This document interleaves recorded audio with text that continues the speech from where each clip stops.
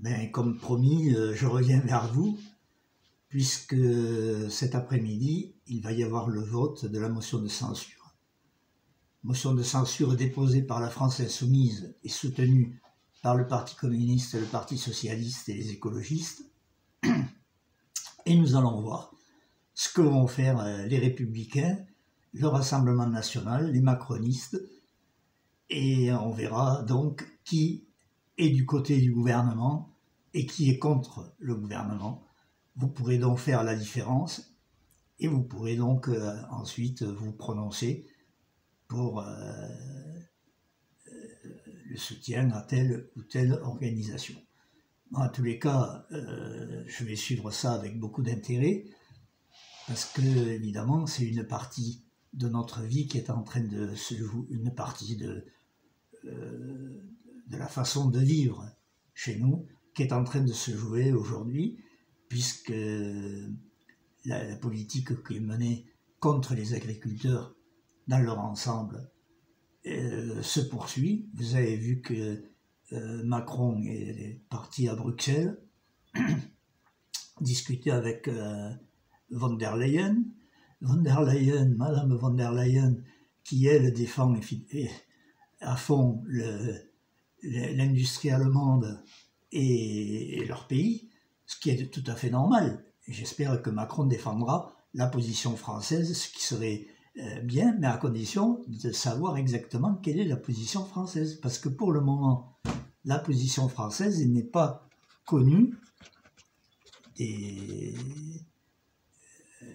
puisque nos agriculteurs voient leur niveau de vie descendre année après année. Et donc, on va même vers l'extinction du nombre d'agriculteurs. Vous savez que les agriculteurs, en quelques années, sont passés de 1 300 000 à 1 400 000 exploitations à pas loin de 350 000, entre 350 000 et 400 000 aujourd'hui. C'est-à-dire 2/3 des exploitations qui ont disparu en quelques années. Tout ça va très vite. Et la question qui est posée aujourd'hui, c'est le revenu de l'agriculteur, parce qu'on peut toujours discuter de tout ce qui concerne l'agriculture. Il y a beaucoup de domaines qui concernent l'agriculture. La façon de produire, la façon de vendre, la façon de cultiver. Il y a tout un tas de discussions là-dessus, mais elles continueront. Elles ne seront pas réglées du jour au lendemain. Par contre, ce qu'il faut régler du jour au lendemain, c'est le niveau de vie des gens. Comment on assure un vrai revenu à chaque agriculteur. Et pour ça, il n'y a qu'une seule solution, c'est de mettre un prix, ce qu'on appelle un prix plancher, c'est-à-dire un prix auquel on ne peut pas payer en dessous, parce que si on paye en dessous de ce prix, eh bien, on affaiblit le revenu du paysan. Donc, il faut rester sur ce prix plancher. Et il faut faire un prix plancher qui permette de vivre décemment. Quand je dis vivre décemment, c'est assurer les besoins élémentaires de la personne. Or, ce revenu essentiel n'est pas assuré aujourd'hui. Nous avons aujourd'hui 20% d'agriculteurs qui sont en dessous du seuil de pauvreté. Il faut donc relever le prix plancher. Et il faut relever le prix plancher et en même temps empêcher que les grandes surfaces et donc la distribution et l'industrie agroalimentaire de faire payer le prix aux consommateurs, c'est-à-dire à nous. Parce qu'on paye déjà suffisamment cher. Les augmentations n'ont pas cessé. Depuis plusieurs années maintenant consécutives, les augmentations de tous les prix alimentaires. Ce qui fait qu'aujourd'hui, beaucoup de gens ne peuvent même pas acheter suffisamment pour vivre, pour manger à leur faim. Donc il faut faire payer la différence aux marges. Parce que dans le même temps, les marges de l'industrie agroalimentaire et les marges de la distribution ont explosé. Il faut donc remettre un terme à tout ça. Et il faut revoir toute cette négociation qui jusqu'à maintenant a été sur le dos des agriculteurs et sur le dos des consommateurs. Il faut donc retourner complètement l'argumentation. Voilà, c'est ça qui est en jeu. Et donc, je pense que les agriculteurs qui s'en rendent compte vont continuer leur mouvement. Alors, les formes d'action, c'est à eux à les décider. Moi, je n'interviendrai pas là-dessus. Mais en tous les cas, je soutiens ce mouvement et il faut soutenir ce mouvement parce qu'il est cohérent avec nos propres demandes, avec nos propres revendications, qui est d'avoir un revenu décent pour tout le monde. Et donc un partage de la plus-value au niveau national pour que chacun puisse y retrouver ses petits. Voilà, c'est ça qu'il faut mettre en place. Et c'est à l'opposé de ce que fait le gouvernement. Alors, vous avez écouté Gabriel Attal, justement, je vous avais laissé le temps de pouvoir vous retourner pour l'écouter. Donc, voilà ce qu'il a, en gros, qu'a dit M. Attal. Il a dit, en gros, la France par rapport aux autres pays, c'est très bien, on continue comme ça, donc pas de changement. Et dans une autre partie, il a avancé des mesures de répression, des mesures de coercition, des mesures d'autoritarisme supplémentaires. Et il pense qu'avec ça, il va créer une politique différente de ce que nous avons vécu jusqu'à aujourd'hui. Ben non, non. La France n'a pas besoin d'autoritarisme. La France a besoin de plus de liberté. La France a besoin de plus de démocratie. La première des choses qu'il faudrait faire d'ailleurs, c'est redonner le pouvoir à l'Assemblée nationale. Chose qu'il ne veut pas faire, et pour cause, parce que s'il donne le pouvoir à l'Assemblée nationale, évidemment, il perd le sien, puisqu'ils sont minoritaires. Donc, voilà, ils veulent maintenir une politique contre l'ensemble de la population. C'est à ça qu'il faut se battre et qu'il faut rassembler toutes nos forces. Ensuite, vous avez vu que donc il y a le mouvement des agriculteurs qui continue, parce que évidemment personne n'a été satisfait par les réponses, il n'y en a pas eu. C'est pas les 4% sur les jachères qui vont régler le problème du revenu de l'agriculteur. Chacun voit bien que c'est hors jeu. C'est pas non plus les négociations sur les pesticides que le gouvernement voudrait qu'on remette en force dans l'agriculture.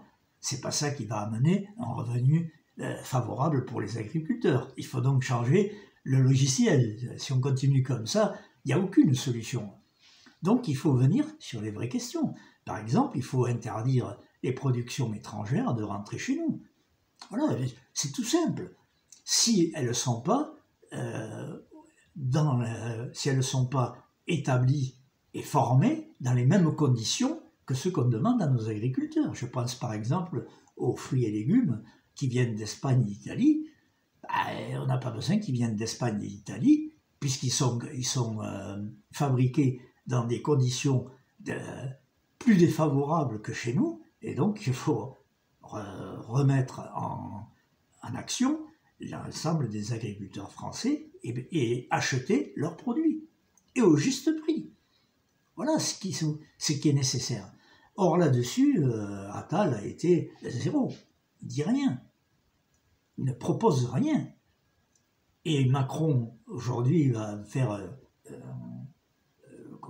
comme d'habitude, va faire des grands discours, du vocabulaire, un volapuc, mais c'est tout.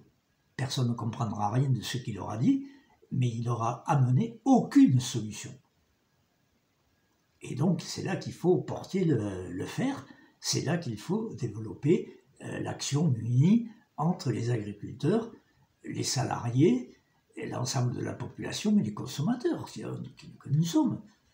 Il faut qu'on mène l'action pour obliger le gouvernement à prendre les mesures qu'il serait nécessaire de prendre pour assurer un revenu décent aux agriculteurs et en même temps qui ne pénalise pas les consommateurs. Voilà, là on est sur le centre du sujet. Mais depuis, d'autres questions arrivent. Vous avez vu que les routiers commencent à il y a un frémissement dans leur corporation, parce qu'ils se disent, mais comment ça se fait que nous, on va payer des taxes supplémentaires sur le gasoil, alors que les paysans viennent d'obtenir que ce soit un peu plus allégé. Donc ils vont dire, nous, on va être traités pareil, ce qui est normal. Et puis, vous avez vu qu'il y a le mouvement aujourd'hui de grève des enseignants. Alors là, bon, évidemment, il faut quand même dire et reconnaître que la ministre de l'Éducation nationale que nous a imposé Attal et que nous a imposé Macron est la caricature totale de ce qu'il faudrait comme ministre de l'Éducation nationale. Nous, on a besoin d'une ministre de l'Éducation nationale qui s'occupe du service public de l'éducation nationale.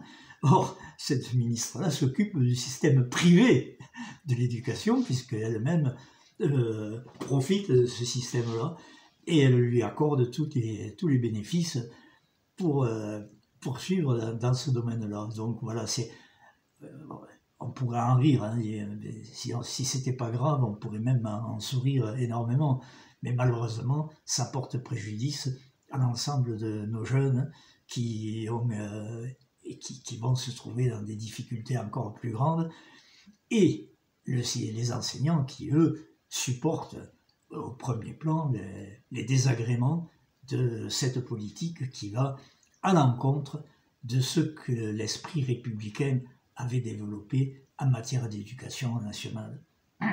On voit bien d'ailleurs que leur problème n'est pas de répondre aux besoins d'éducation, leur problème c'est de poursuivre un élitisme de gens qui auront suffisamment d'éducation pour être ce qu'ils appellent entre guillemets l'élite de la nation, et le reste c'est une grande garderie qu'ils veulent continuer, dans laquelle ils se foutent pas mal du comment ces jeunes-là sortiront de l'école, s'ils auront une bonne formation, pas de formation du tout, s'ils trouveront un travail, ils trouveront pas de travail, c'est pas leur problème.